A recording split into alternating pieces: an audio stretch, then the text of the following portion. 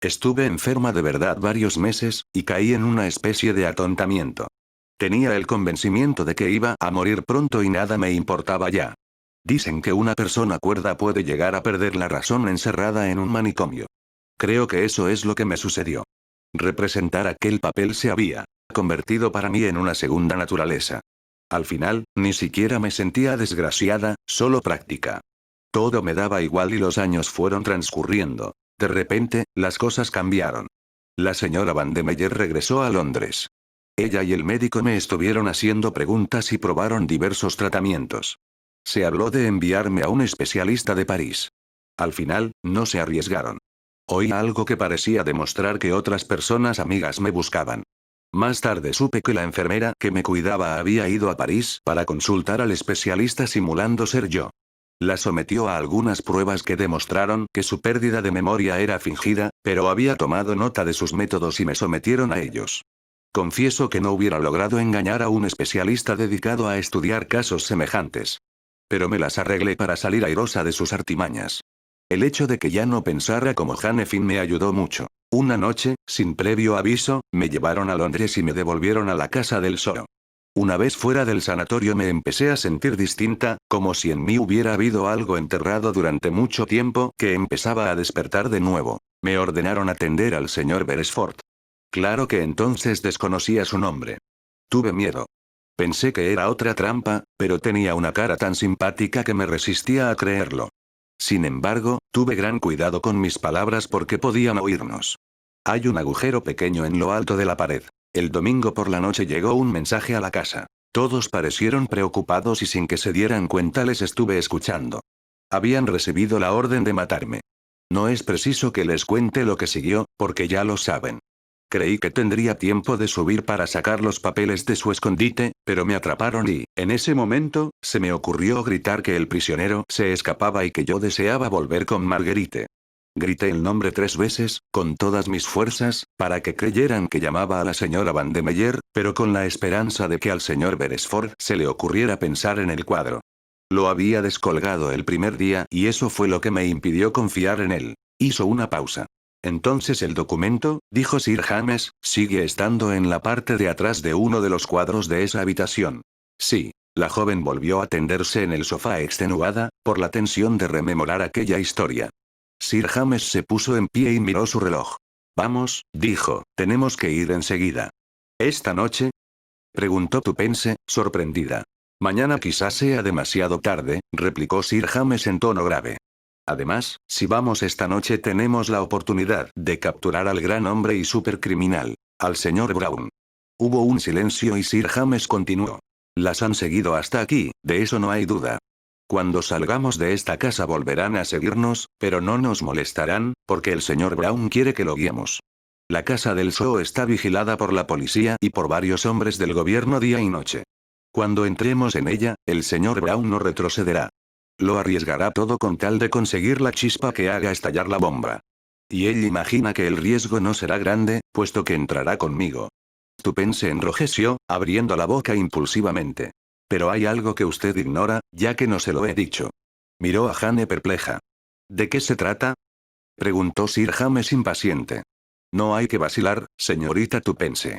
Tenemos que estar seguros de todo. Sin embargo, Tupense, por primera vez, parecía tener la lengua paralizada. Es tan difícil. Comprenda, si me equivoco. Oh, sería terrible. Hizo una mueca indicando a Jane. Nunca me lo perdonaría, observó. Quiere que la ayude, ¿verdad? Sí, por favor. Usted sabe quién es el señor Brown, ¿no es cierto? Sí, replicó Sir James. Al fin lo sé. ¿Al fin? Preguntó vacilando. Oh, pero yo pensaba, se detuvo. Pensaba acertadamente, señorita Tupense. He tenido la certeza moral de su identidad desde hace algún tiempo, desde la noche de la misteriosa muerte de la señora Van de Meyer. Ah, exclamó Tupense. Porque iba contra la lógica de los hechos. Existían solo dos soluciones. Tomó el cloral por su propia mano, cosa que rechazó plenamente, o de otro modo. ¿Sí? Le fue administrado en el coñac que usted le dio a beber. Solo 3 personas tocaron ese coñac. Usted, la señorita Tupense, yo mismo y una tercera. Julius Erseimer. Sí. Ese es nuestro hombre, seguro. Jane Finn volvió a sentarse, mirando al abogado con ojos de asombro. Al principio me parecía imposible. El señor Hersheimer, como hijo de un millonario prominente, es una figura muy conocida en Estados Unidos. Parecía imposible que él y el señor Brown fueran la misma persona. Pero no se puede escapar a la lógica de los hechos. Puesto que era así, debía aceptarse. Recuerde la repentina e inexplicable agitación de la señora Van de Meyer. Otra prueba más, si es que era necesaria. Me tomé la libertad de dejárselo entrever. Por algunas palabras que dijo Hersheimer en Manchester, me figuré que usted lo había comprendido y actuaba de acuerdo con ello. Entonces me telefoneó y me dijo lo que yo ya sospechaba, que la fotografía de la señorita Finn no había dejado de estar nunca en posesión del señor Hersheimer. Jane se levantó de un salto. ¿Qué quiere usted decir? ¿Qué trata de insinuar? Que Julius es el señor Brown. Julius, mi propio primo. No, señorita Finn, dijo Sir James inesperadamente. No es su primo. El hombre que se hace llamar Julius Hersheimer no tiene ningún parentesco con usted. Capítulo XV. El señor Brown. Las palabras de Sir James produjeron el efecto de una bomba. Las dos jóvenes se miraron extrañadísimas. El abogado se dirigió a su escritorio y regresó con un recorte de periódico que entregó a Jane. Tupen se lo leyó por encima de su hombro. Carter lo hubiera reconocido. Se hablaba de un hombre misterioso que había aparecido muerto en Nueva York. Como le decía a la señorita Tupense, resumió el abogado, me puse a trabajar para probar lo que parecía imposible. El muro más difícil de franquear era el hecho innegable de que Julius Hersheimer no era un nombre supuesto. Cuando llegó a mis manos este recorte, mi problema quedó resuelto. Julius Hersheimer había salido en busca del paradero de su prima. Fue al oeste, donde le dieron noticias y una fotografía que le ayudara a encontrarla. La tarde de su partida de Nueva York fue asaltado y asesinado. Vistieron su cadáver con ropas humildes y le desfiguraron el rostro para evitar que fuera identificado. El señor Brown ocupó su puesto y salió inmediatamente para Inglaterra. Ninguno de los verdaderos amigos o parientes del auténtico Hersheimer le vieron antes de partir, aunque en realidad poco hubiera importado, puesto que la suplantación era perfecta. Desde entonces ha sido carne y uña de los que nos habíamos conjurado para echarle abajo. Todos nuestros secretos estaban a su alcance. Solo una vez estuvo a punto de fracasar. La señora Van de Meyer conocía su secreto. No entraba en sus cálculos que alguien ofreciera una cantidad tan elevada para sobornarla. A no ser por el afortunado cambio de plan de la señorita Tupense, ella hubiera estado lejos del piso cuando nosotros llegamos. Sabiéndose descubierto, dio un paso desesperado, confiando en su supuesta personalidad. Casi lo consiguió, aunque no del todo. No puedo creerlo, murmuró Jane. Parecía tan espléndido. El verdadero Julius Hersheimer era muy espléndido. Y el señor Brown es un actor consumado. Pero le pregunté a la señorita Tupense si no tenía también sus sospechas. Jane se volvió hacia Tupense sin articular palabra. No quería decirlo, Jane. Sabía que iba a dolerte. Después de todo, no estaba segura. Todavía sigo sin comprender por qué nos rescató, si era el señor Brown. ¿Fue Julius Hersheimer quien las ayudó a escapar? Tupense relató a Sir James los emocionantes acontecimientos de la última noche, concluyendo. Pero no comprendo por qué. ¿No? Pues yo sí. Y también el joven Beresford, por lo que me ha contado. Como última esperanza había que dejar escapar a Jane Finn y debía organizarse de modo que no sospechara que era una farsa. No les importó que el joven Beresford estuviera en el vecindario y que de ser preciso se comunicara con usted. Ya procurarían quitarle de en medio en el momento oportuno. Entonces Julius Hersheimer las rescata de un modo melodramático. Llueven las balas, pero no hieren a nadie. ¿Qué hubiera ocurrido luego? Que las hubieran llevado directamente a la casa del Zoo para recobrar el documento que la señorita Finn sin duda hubiera confiado a la custodia de su primo. De ser él quien dirigiera la búsqueda, simularía encontrar el escondite vacío. Hubiera tenido una docena de salidas para resolver la situación, pero el resultado hubiese sido el mismo. Imagino que después ustedes dos hubieran sufrido algún accidente. Sabían demasiado. Confieso que me han pescado dormido, pero alguien estaba muy alerta. Tony, dijo Tupense en voz baja. Sí. Sin duda, cuando llegó el momento de librarse de él, fue más listo que ellos. De todas formas, no estoy demasiado tranquilo, por lo que puede haberle ocurrido a ese muchacho. ¿Por qué? Porque Julius Hersheimer es el señor Brown, replicó Sir James secamente. Y es preciso más de un hombre y más de un revólver para detener al señor Brown. Tupense palideció. ¿Qué podemos hacer? Nada. Hasta que hayamos ido a la casa del Zoo. Si Beresford aún les lleva ventaja, no hay que temer. Por otra parte, si el enemigo viene a buscarnos, no nos encontrará desprevenidos. Sacó un revólver de uno de los cajones de su escritorio y lo guardó en el bolsillo de su americana. Ya estamos listos. Sé que ahora, menos que nunca, no puedo pedirle que me acompañe, señorita Tupense. Por supuesto. Pero sugiero que la señorita Finn se quede aquí. Estará a salvo y me parece que está extenuada por todo lo que ha tenido que soportar. Pero ante la sorpresa de Tupense, Jane movió la cabeza. No, yo voy con ustedes. Esos papeles fueron entregados a mi custodia. Debo seguir este asunto hasta el final y ahora me encuentro mucho mejor. Sir James mandó traer su coche y, durante el breve trayecto, el corazón de Tupense latió apresuradamente. A pesar de sus momentáneas dudas e inquietudes con respecto a Tony, no podía dejar de sentirse contenta. Iban a conseguirlo. El coche dobló la esquina de la plaza y se apearon. Sir James se aproximó a un hombre vestido de paisano que estaba de servicio con otros y, después de dirigirle unas palabras, volvió a reunirse con las dos jóvenes. Nadie ha entrado en la casa hasta ahora. Está vigilada también por la parte de atrás, de modo que están seguros. Cualquiera que lo intente, después de que entremos nosotros, será detenido inmediatamente. ¿Vamos? Un policía trajo una llave. Todos conocían a Sir James y también habían recibido órdenes con respecto a Tupense. Solo el tercer miembro de la expedición les era desconocido. Entraron los tres y lentamente subieron la desvencijada escalera. Arriba vieron la cortina raída que ocultaba el rincón donde Tommy había estado escondido aquel día. Tupense había oído contárselo a Jane cuando para ella era solo Annette. Contempló el terciopelo descolorido con interés. Incluso podía imaginar el contorno de una figura que se movía como si hubiera alguien oculto tras ella. Tan fuerte era la impresión que no dudó en convencerse de que el señor Brown Julius estaba allí esperándolos. Imposible. No obstante, apartó la cortina para asegurarse. Estaban llegando a la habitación del encierro. Allí no había sitio donde ocultarse, pensó Tupense mientras suspiraba de alivio al tiempo que se reprendía severamente.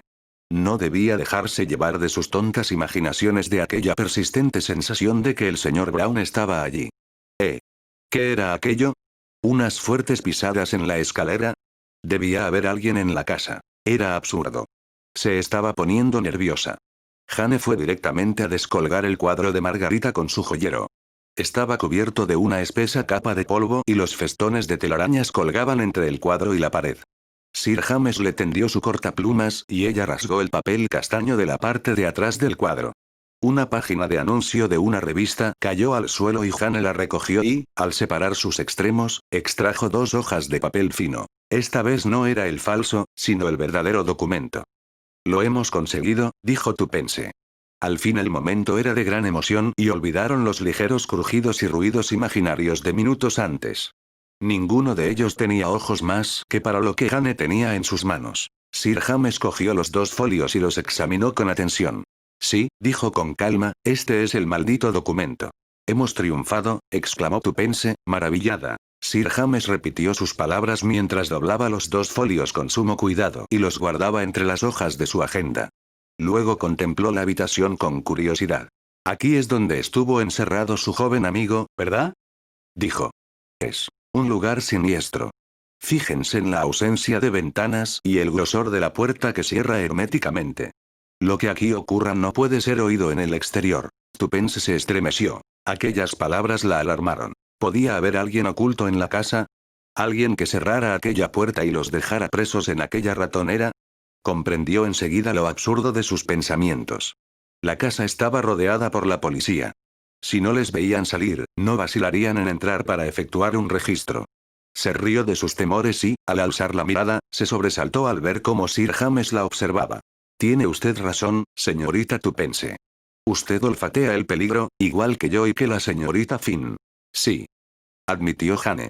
Es absurdo, pero no puedo evitarlo. Sir James volvió a asentir. Ustedes la perciben, todos la presentimos, la presencia del señor Brown. Sí, no existe la menor duda, el señor Brown está aquí. ¿En la casa? En esta habitación. ¿No lo comprenden? Yo soy el señor Brown. Estupefactas, lo miraron sin dar crédito a sus oídos. Las líneas de su rostro habían cambiado. Tenían ante ellas a un hombre distinto, que sonreía de un modo cruel. Ninguna de las dos saldrá con vida de esta habitación. Acaban de decir que hemos triunfado. Yo he triunfado. El documento es mío. Su sonrisa se ensanchó al mirar a Tupense. ¿Quieres saber lo que ocurrirá? Tarde o temprano entrará la policía y encontrará a las víctimas del señor Brown. 3, ¿comprende?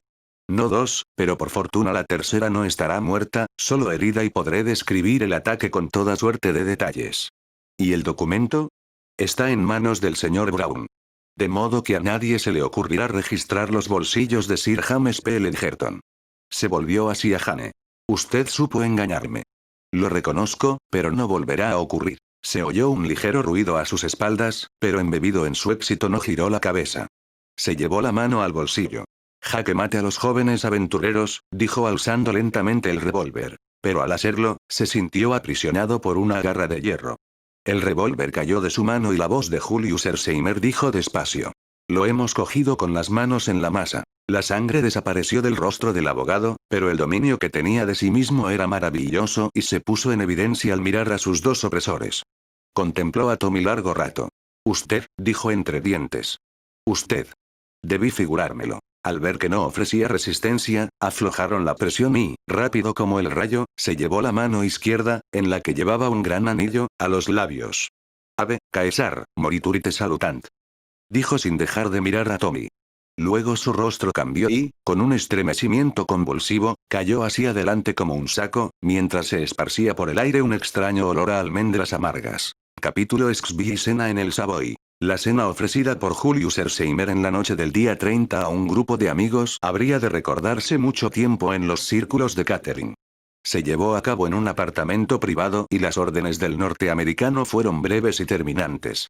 Dio carta blanca y, cuando un millonario da carta blanca, suele conseguir lo que quiere. Se ofrecieron todas las exquisiteces fuera de estación.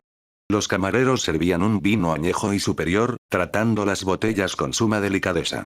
La decoración floral desafiaba a todas las estaciones, y frutas que maduraban en mayo y otras en noviembre se encontraban reunidas como por milagro. La lista de invitados era reducida, pero selecta. El embajador norteamericano, el señor Carter, que según dijo se había permitido la libertad de traer a un amigo suyo, a Sir William Beresford, el arsediano Cowley, el Dr. Hall, los dos jóvenes aventureros, la señorita Prudence Cowley y Thomas Beresford, y la invitada de honor, la señorita Jane Finn. Julius no había escatimado esfuerzos para que la aparición de Jane fuera todo un éxito. Una llamada misteriosa hizo que Tupense acudiera a la puerta del apartamento, que compartía con la joven norteamericana. Era Julius, que llevaba un cheque en la mano. Oye, Tupense, comenzó, ¿querrás hacerme un favor? Toma esto y procura que Jane compre todo lo necesario para estar bonita esta noche. Vais a venir a cenar conmigo al Savoy, ¿sabes? No repares en gastos. ¿Entendido? De acuerdo, replicó Tupense. Lo que vamos a divertirnos. Será un placer vestir a Jane. Es la persona más encantadora que he visto en mi vida. Eso pienso yo, convino Herzheimer con un fervor que hizo brillar los ojos de Tupense. A propósito, Julius, todavía no te he dado mi respuesta. ¿Tu respuesta? Repitió Julius, palideciendo. Ya sabes. Cuando me pediste que me casara contigo, concluyó Tupense con los ojos bajos como una heroína de la época victoriana. Y no quisiera que lo interpretaras como una negativa. Lo he pensado bien. ¿Sí? Dijo Julius con la frente perlada de sudor. Grandísimo tonto. ¿Qué diablos te indujo a pedírmelo? Me he dado cuenta de que no te importo un comino. No es cierto. Siempre he experimentado por ti, y sigo haciéndolo, los más altos sentimientos de estima, respeto y admiración. Replicó Tupense. Esa clase de sentimientos son los que desaparecen cuando llega otro más fuerte. ¿No es verdad? No sé a qué te refieres, dijo Herzheimer enrojeciendo por momentos. Diablos. Exclamó la joven y cerró la puerta riendo. Volvió a abrirla para añadir con dignidad. Moralmente siempre consideraré que me has dejado plantada. ¿Quién era? Preguntó Jane cuando Tupense se reunió con ella. Julius. ¿Qué quería? La verdad, creo que quería verte, pero yo no le he dejado. Hasta esta noche, cuando aparezcas como el rey Salomón en todo su esplendor. Vamos. Tenemos que ir, de compras. Para la mayoría de la gente, el tan cacareado día 29, día del trabajo, transcurrió como cualquier otro. Se pronunciaron discursos en Hyde Park y en Trafalgar Square, y varias manifestaciones, cantando bandera roja, pasearon por las calles más o menos a la deriva. Los periódicos que habían hablado de una huelga general y la inauguración de un reinado terrorista, se vieron obligados a agachar la cabeza. Los más osados y astutos dijeron que la paz se había conseguido gracias a sus consejos. En la prensa del domingo, apareció una breve nota dando cuenta de la muerte repentina de Sir James Egerton, el famoso abogado. La del lunes puso de relieve la carrera de aquel hombre, pero la verdad exacta de las causas que provocaron su muerte no se hizo pública. Tommy tuvo razón al prever la situación. Todo era obra de un solo hombre y, faltos de su jefe, la organización se vino abajo. Kramenin tuvo que regresar a Rusia. La carrera salió de Inglaterra a primera hora del domingo. Los conspiradores abandonaron Astley Priors presos del pánico y, en su precipitación, se dejaron tras ellos varios documentos que los comprometían irremisiblemente. Con aquellas pruebas en sus manos, además de un pequeño diario que encontraron en el bolsillo del difunto y que contenía un resumen de todo el complot, el gobierno convocó una conferencia y los dirigentes laboristas se vieron obligados a reconocer que habían servido de tapadera de las maniobras comunistas. El gobierno hizo algunas concesiones, que fueron aceptadas en el acto. Iba a llegar la paz y no la guerra. Pero el gabinete sabía lo cerca que había estado del desastre total. En el cerebro de Carter bullía la extraña escena que se había producido la noche anterior en la casa del Soro. Había entrado en la reducida habitación para encontrar a su gran amigo, el amigo de toda su vida, muerto, descubierto por sus propias palabras. De su bolsillo extrajo el malhadado documento y allí mismo, en presencia de los otros tres, lo redujo a cenizas. Inglaterra estaba salvada. Ahora, la noche del día 30, en un saloncito privado del Savoy, Julius Peersheimer obsequiaba a sus amigos. Carter fue el primero en llegar. Iba acompañado de un anciano caballero de aspecto iracundo, ante el cual Tommy enrojeció hasta la raíz del pelo. «Ajá», dijo el anciano caballero contemplándole con ojo crítico. «¿Con que tú eres mi sobrino, eh? No eres gran cosa, pero has realizado un buen trabajo, según parece. Después de todo, tu madre no debió de educarte mal. ¿Quieres que digamos lo pasado, pasado? Eres mi heredero, ¿sabes? De ahora en adelante pienso darte una asignación y puedes considerar Chalmers Park como tu hogar. Gracias, señor, es usted muy generoso. ¿Dónde está esa jovencita de quien tanto he oído hablar?» Tommy le presentó a Tupence. «Ajá», dijo Sir William al verla. «Las chicas de ahora no son como en mis tiempos». «Sí lo son», replicó Tupence. «Quizá sus ropas sean distintas, pero en su interior, son las mismas». «Bueno, tal vez tengas razón. Entonces las había muy desenvueltas, ahora también». «Eso es. Yo lo soy, y mucho. Te creo». El anciano rió tirándole de una oreja. La mayoría de las jovencitas sentían temor ante el viejo oso, como le llamaban, pero a Tupence le encantaba. Luego llegó el tímido arsediano, un tanto azorado por hallarse en semejante compañía y satisfecho porque su hija se había distinguido, aunque no pudo evitar mirarla de vez en cuando con aprensión. Pero Tupence se comportó admirablemente. No cruzó las piernas, supo contener su lengua y rehusó fumar. El siguiente en llegar fue el Dr. Hall, acompañado del embajador norteamericano.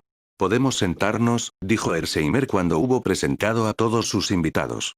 «Tupence, ¿quieres?». Le indicaba el sitio de honor, mas Tupence movió la cabeza. «No, ese es el lugar que corresponde a Jane.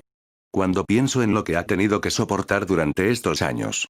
Esta noche tiene que ser ella la reina de la fiesta». Julius le dirigió una mirada agradecida y Jane se adelantó tímidamente a ocupar su puesto.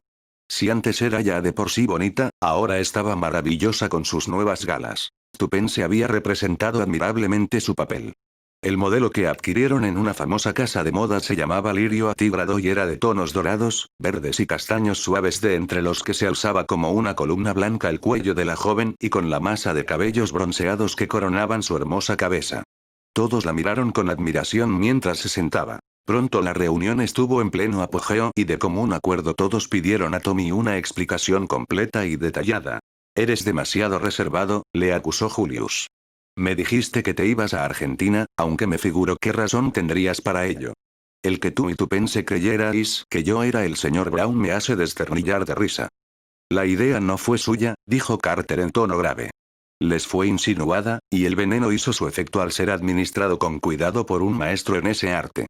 La noticia del periódico neoyorquino le hizo concebir el plan y con él fue tejiendo una red que casi les envuelve fatalmente. Nunca me fue simpático, dijo Hersheimer.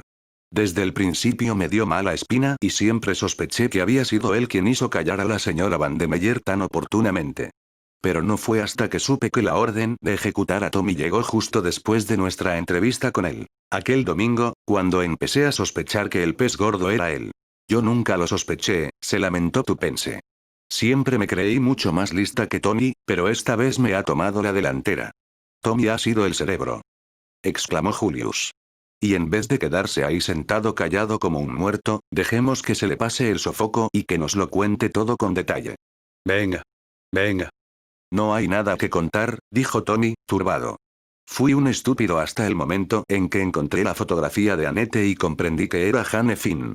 Entonces recordé la insistencia con que gritó la palabra Marguerite, me acordé de los cuadros y bueno, eso es todo. Entonces, naturalmente, repasé todo lo ocurrido para ver dónde había metido la pata. Continúe, le dijo Carter, al ver que Tommy se disponía a volver a su mutismo. Lo de la señora Van de Meyer me preocupó cuando Julius me lo expuso. A simple vista parecía que Oel o Sir James la asesinaron. Pero no sabía cuál de los dos. El encontrar esa fotografía en el cajón, después de la historia de habérsela entregado al inspector Brown que nos contó, me hizo sospechar de Julius. Luego recordé que fue Sir James quien había descubierto a la falsa Jane Finn. Al final, no supe por cuál decidirme y, por lo tanto, resolví no correr ningún riesgo. Dejé una nota a Julius por si era el señor Brown, diciéndole que me marchaba a Argentina, y dejé la carta de Sir James donde aparecía la oferta de empleo sobre el escritorio para que creyera que era cierto.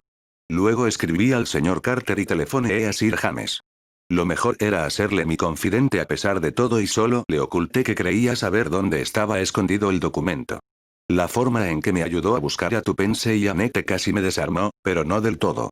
Continué considerándoles sospechosos a los dos y, luego, al recibir una supuesta nota de Tupense, lo supe. ¿Pero cómo? Tommy sacó de su bolsillo la nota en cuestión, que pasó de mano en mano. Es su letra, desde luego, pero supe que no era suya por la firma. Ella nunca escribe Tupense, con W y una sola P, pero cualquiera que no hubiera visto su nombre escrito lo hubiese firmado así. Julius lo sabía. En cierta ocasión me mostró una carta suya, pero Sir James no. Después todo fue coser y cantar. Envié a Alberta a avisar al señor Carter a toda prisa. Yo simulé marcharme, pero regresé. Cuando Julius llegó en su coche, comprendí que no formaba parte del plan del señor Brown y que probablemente complicaría las cosas. Si no cogíamos a Sir James infraganti, sabía que el señor Carter no daría crédito a mis palabras. No se lo di, intervino Carter avergonzado. Por eso envié a las señoritas a la mansión de Sir James. Estaba seguro de que tarde o temprano lo atraparíamos en la casa del Soro. Amenacé a Julius con el revólver porque quería que Tupense se lo contara a Sir James y así él no se ocupara de nosotros. En cuanto las dos se perdieron de vista, le dije a Julius que me llevara volando a Londres y por el camino le conté toda la historia. Llegamos a la casa del Soo con tiempo suficiente y encontramos fuera al señor Carter. Después de disponerlo todo, entramos y nos escondimos detrás de la cortina del rellano.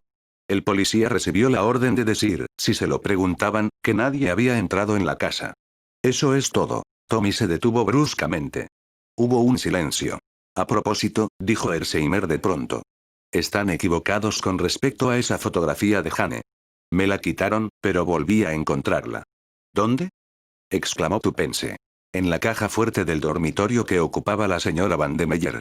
Sabía que habías encontrado algo, dijo Tupense en tono de reproche. A decir verdad, por eso empecé a sospechar de ti. ¿Por qué no lo dijiste? Yo también desconfiaba. Me la habían arrebatado una vez y estaba resuelto a no soltarla hasta que un fotógrafo me hiciera una docena de copias. Todos ocultamos una cosa u otra, comentó Tupense, pensativa. Supongo que trabajar para el servicio secreto hace que uno se comporte así. Durante la pausa que siguió, Carter sacó de su bolsillo una agenda muy manoseada. Beresford acaba de decir que yo no hubiera creído en la culpabilidad de Sir James, a menos que lo cogiéramos infraganti. Es cierto.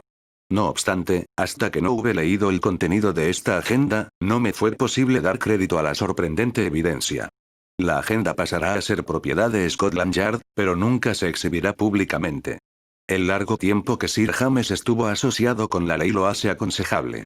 Pero a ustedes, que conocen la verdad, voy a leerles ciertos pasajes que ponen de relieve la extraordinaria mentalidad de este hombre. Abrió la agenda y comenzó a volver las páginas. Es una locura escribir este diario. Lo sé. Es una prueba contra mí. Pero, nunca me han asustado los peligros y siento la imperiosa necesidad de desahogarme. Este librito solo lo obtendrán sobre mi cadáver. Desde muy joven comprendí que poseía cualidades excepcionales. Solo un tonto no sabe apreciar su capacidad. Mi cerebro era muy superior al término medio. Supe que había nacido para el éxito. Lo único que obraba en mi contra era mi aspecto vulgar. Vulgar e insignificante. De niño asistí a un famoso juicio por asesinato. Me impresionó mucho la elocuencia y habilidad del abogado defensor y por primera vez pensé dedicar mi talento a esta profesión. En otro juicio observé al criminal que se sentaba en el banquillo. Era un tonto, se portó de forma estúpida y ni siquiera un buen abogado defensor fue capaz de salvarlo. Sentí un gran desprecio por él y llegué a la conclusión de que el común de los criminales era de un nivel lamentable. Era la miseria, los fracasos y los altibajos de la vida lo que les arrastró al crimen. Me extrañó que ciertos hombres inteligentes no hubieran comprendido nunca sus extraordinarias posibilidades. Estuve dándole vueltas a la idea. ¡Qué campo tan magnífico! Posibilidades ilimitadas. Mi cerebro se puso en marcha. Leí obras maestras sobre crímenes y criminales. Todas confirmaron mi opinión. Las causas, sin excepción, fueron la degeneración y la enfermedad, pero nunca esa carrera fue escogida deliberadamente por un hombre previsor. Entonces me puse a pensar. Supongamos que se realizarán mis mayores ambiciones. Que fuese admitido en el foro y me elevara hasta la cima de mi profesión, que ingresara en la política, e incluso que llegara a ser primer ministro de Inglaterra. ¿Y entonces qué? ¿Era eso el poder? Con el estorbo de mis colegas y encadenado a un sistema democrático solo sería un líder nominal. No, el poder con que yo soñaba era absoluto. Ser un autócrata. Un dictador. Ese poder solo podía obtenerse trabajando al margen de la ley, jugando con las debilidades de la naturaleza humana, luego con las debilidades de las naciones. Reunir y dirigir una vasta organización y, por fin, subvertir el orden existente y gobernar. La idea se apoderó de mí. No sé lo que pasó por mi imaginación. Entendí que debía llevar dos vidas. Un hombre como yo llamaría la atención. Debía tener una carrera de éxitos que encubriera mis verdaderas actividades. También debía cultivar mi personalidad. Tomé como modelo a un famoso consejero del reino e imité sus modales, su magnetismo. De haber escogido la profesión de actor, hubiera sido el mejor actor del mundo. Nada de disfraces ni pinturas ni barbas postizas. Personalidad. Me la calcé como un guante. Cuando quería era un hombre tranquilo, discreto como cualquier otro. Me hacía llamar señor Brown. Hay cientos de hombres que se llaman Brown y tienen mi mismo aspecto. Tuve éxito en mi supuesta dedicación profesional. Había nacido para lograrlo y tenía que triunfar también en la real. Un hombre como yo no puede fracasar. Había leído la vida de Napoleón. Él y yo tenemos muchas cosas en común. Me especialicé en la defensa de criminales. Un hombre debe velar por los suyos. Un par de veces tuve miedo. La primera fue en Italia. Tuvo lugar en una cena a la que asistió el profesor de un eximio psiquiatra. La conversación versó acerca de la locura. Dijo, muchos grandes hombres están locos y nadie lo sabe, ni siquiera ellos mismos. No comprendí por qué me miraba a mí al decirlo. Su mirada era extraña. No me agradó. La guerra me ha trastornado. Creía que favorecería mis planes. Los alemanes son tan eficientes. Su sistema de espionaje también es excelente. Nuestras calles están llenas de esos muchachos vestidos de caqui. Jóvenes descerebrados. Sin embargo, no sé si estaban ganando la guerra y eso me inquietaba. Mis planes van bien. Ha intervenido una muchacha. No creo que en realidad sepa nada. Pero debemos renunciar a Estonia. No debemos correr riesgos ahora. Todo va bien. Su pérdida de memoria es una contrariedad. No puede ser fingida. Ninguna muchacha podría engañarme. El 29. Está muy cerca. Carter hizo una pausa. No leeré los detalles del coup que estaba planeando. Pero hay dos pequeños incisos que se refieren a ustedes tres. Son interesantes. Se los leeré. Al animar a la joven a acudir a mí por propia voluntad, he conseguido desarmarla. Pero tiene ciertas intuiciones muy agudas que pudieran resultar peligrosas. Debe desaparecer. No puedo hacer nada con el norteamericano. Sospecha y le desagrado. Pero no lo puede saber. Mi armadura es inexpugnable. Algunas veces temo haber menospreciado al otro muchacho. No es listo, pero es difícil cerrarle los ojos ante la evidencia. Carter cerró la agenda. Un gran hombre. ¿Un genio o un loco? ¿Quién puede asegurarlo?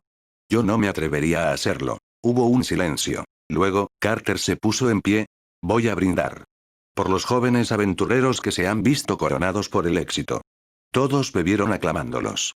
Hay algo más que quisiera saber, continuó Carter, dirigiéndose al embajador norteamericano. Hablo también en su nombre. Pedimos a la señorita Jane Finn que nos cuente la historia que hasta ahora solo conoce la señorita Tupense, pero antes bebamos a su salud. A la salud de una de las más valientes hijas de Estados Unidos, a quien deben gratitud dos grandes países. Capítulo XB y después. Ha sido un brindis magnífico, Jane, dijo Julius mientras acompañaba a su prima al Ritz, en su Rolls Royce. ¿El de los jóvenes aventureros? No, el que te dedicaron a ti. No hay otra muchacha en el mundo que hubiera hecho lo que tú hiciste. Eres maravillosa. Jane meneó la cabeza. No me siento maravillosa, sino cansada y sola, y deseosa de regresar a mi patria. Eso me recuerda que quiero pedirte una cosa. He oído que el embajador decía a su esposa que esperaba que fueras con ellos a la embajada. Esto está muy bien, pero yo tengo otro plan, Jane. Quiero que te cases conmigo. No te asustes y no me digas que no enseguida.